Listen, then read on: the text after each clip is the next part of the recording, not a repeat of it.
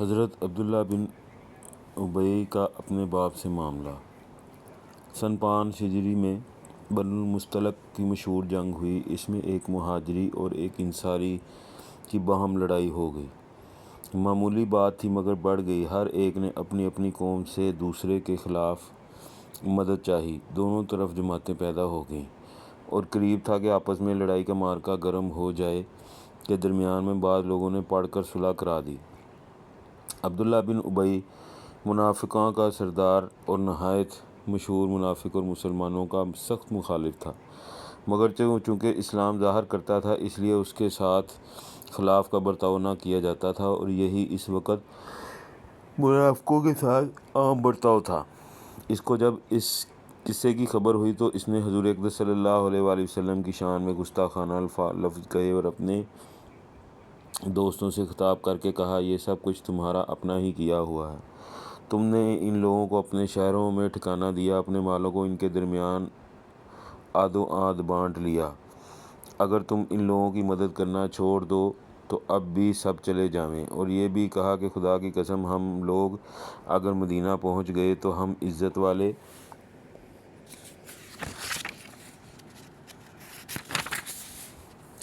مل کر ان ذلیلوں کو وہاں سے نکال دیں گے۔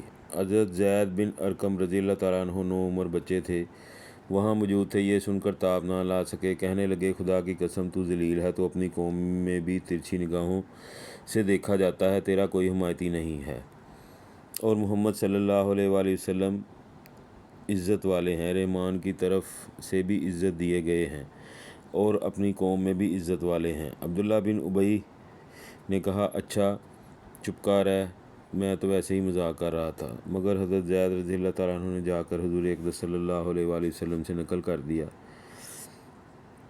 حضرت عمر رضی اللہ تعالیٰ عنہ نے درخواست بھی کی کہ اس کافر کی گردن اڑا دی جائے، مگر حضور صلی اللہ علیہ وسلم نے اجازت مرمت نہ فرمائی۔ عبداللہ بن ابی کو جب اس کی خبر ہوئی کہ حضور صلی اللہ علیہ وسلم تک یہ قصہ پہنچ گیا تو حاضر خدمت ہو کر جھوٹی قسمیں کھانے لگا کہ میں نے کوئی ایسا لفظ نہیں کہا۔ زید رضی اللہ تعالیٰ عنہ نے جھوٹ نقل کر دیا ہے۔ انصار کے بھی کچھ لوگ حاضر خدمت تھے، انہوں نے بھی سفارش کی کہ یا رسول اللہ صلی اللہ علیہ وسلم، عبداللہ قوم کا سردار ہے، بڑا آدمی شمار ہوتا ہے، ایک بچے کی بات کہ اس کے مقابلے میں قابل قبول نہیں، ممکن ہے کہ سننے میں کوئی کچھ غلطی ہوئی ہو یا سمجھنے میں۔ حضور صلی اللہ علیہ وسلم نے اس کا عذر قبول فرما لیا۔ حضرت زید رضی اللہ تعالیٰ عنہ کو جب اس کی خبر ہوئی کہ اس نے جھوٹی قسموں سے اپنے آپ کو سچا ثابت کر دیا اور زید رضی اللہ تعالیٰ عنہ کو جھٹلا دیا، تو شرم کی وجہ سے باہر نکلنا چھوڑ دیا۔ حضور صلی اللہ علیہ وسلم کی مجلس میں بھی ندامت کی وجہ سے حاضر نہ ہو سکے۔ بالآخر سورہ منافقون نازل ہوئی، جس سے حضرت زید رضی اللہ تعالیٰ عنہ کی سچائی اور عبداللہ بن ابی کی جھوٹی قسموں کا حال ظاہر ہوا۔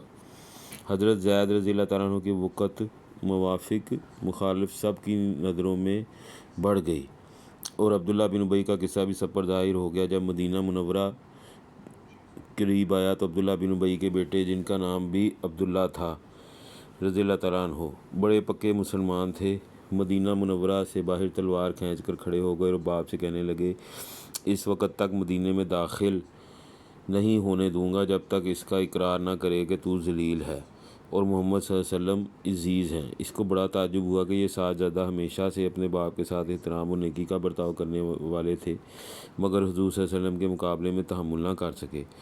آخر اس نے مجبور ہو کر اس کا اقرار کیا کہ واللہ میں ذلیل ہوں اور محمد صلی اللہ علیہ وسلم عزیز ہیں۔ اس کے بعد مدینہ میں داخل ہو سکا۔ حضرت جابر رضی اللہ تعالیٰ عنہ کی حمراء الاسد میں شرکت۔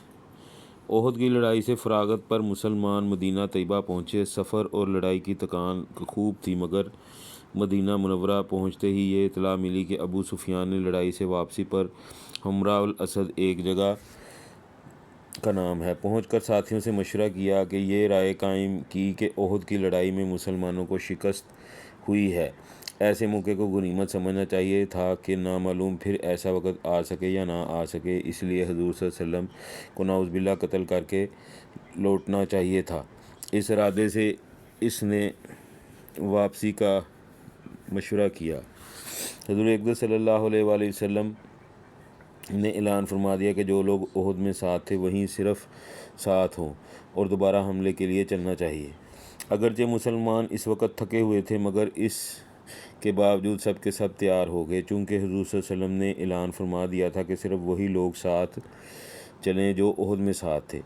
اس لیے حضرت جابر رضی اللہ تعالیٰ عنہ نے درخواست کی کہ یا رسول اللہ صلی اللہ علیہ وسلم، میری تمنا احد میں بھی شرکت کی تھی، مگر والد نے یہ کہہ کر اجازت نہ دی کہ میری 7 بہنیں ہیں، کوئی مرد ہے نہیں۔ انہوں نے فرمایا تھا کہ ہم دونوں میں سے ایک کا رہنا ضروری ہے، اور وہ خود جانے کا ارادہ فرما چکے تھے، اس لیے مجھے اجازت نہ دی۔ احد کی لڑائی میں ان کی شہادت ہو گئی۔ اب حضور صلی اللہ علیہ وسلم مجھے اجازت فرما دیں کہ میں بھی ہم رکاب چلوں۔ حضور صلی اللہ علیہ وسلم نے اجازت فرما دی۔ ان کے علاوہ اور کوئی ایسا شخص نہیں گیا جو احد میں شریک نہ ہو۔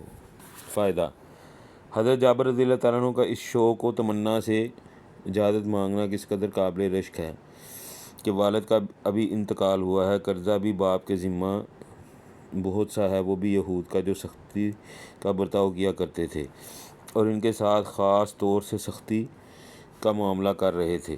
ان سب کے علاوہ بہنوں کے گزران کا فکر کہ 7 بہنیں بھی باپ نے چھوڑی ہیں، جن کی وجہ سے ان کو احد کی لڑائی میں شرکت کی باپ نے اجازت بھی نہ دی تھی، لیکن جہاد کا شوق ان سب پر غالب ہے۔